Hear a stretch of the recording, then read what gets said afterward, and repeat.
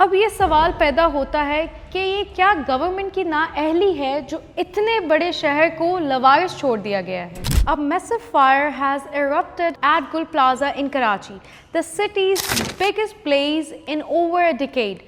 کراچی میں 3 کروڑ لوگ ہیں اور صرف 50 فائر بریگیڈز کی گاڑیاں اویلیبل ہیں جو اتنی بڑی آگ کو کنٹرول کرنے کے لیے کافی نہیں ہے. The multi-story complex 1,200 shops spread over an area larger than a football field.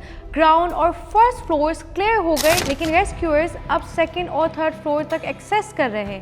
Official figures show 74 people missing with 20 bodies recovered so far.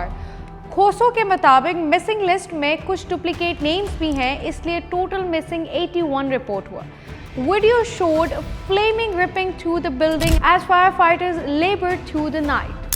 Karachi کے ہسٹورک سینٹر میں ٹوسٹڈ میٹل اور گرے ہوئے اے سی یونٹس اور سائن بورڈز کلیئر کرنا مشکل تھا. P P P leader Sheila Raza revealed that 24 out of 26 gates were closed, worsening rescue efforts. Traffic اور پور مینجمنٹ نے فائر کنٹرول میں کافی ڈیلے کریٹ کیا. Built in 1980 with 180 basement shop and 40 ground floor shop. Gul Plaza later expanded into corridors and parking areas. Combustible materials inside and limited access points made the fire even harder to control. MQM leader Farooq Sattar called it a national tragedy, stressing that Karachi, which generates 65% of Pakistan's revenue, needs better emergency planning. Karachi کے لیے یہ wake up call ہے modern equipments, resources اور planning provide کیے جائیں ورنہ ایسے disasters دوبارہ ہو سکتے ہیں.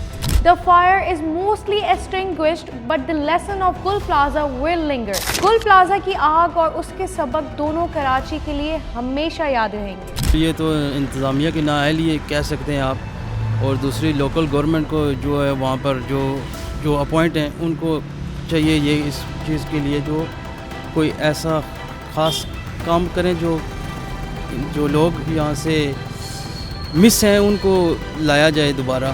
ان کی وہ دیکھنا چاہیے کہ یہ کیوں ہوا. پہلے تو یہ کام ہے کہ ان کو ہونا نہیں چاہیے تھا یہ ایسا کیوں ہوا ہے، اور جو انتظامیہ ہے اس کا تو پورا کردار ہے اس بارے میں کہ یہ کیسے ہوا.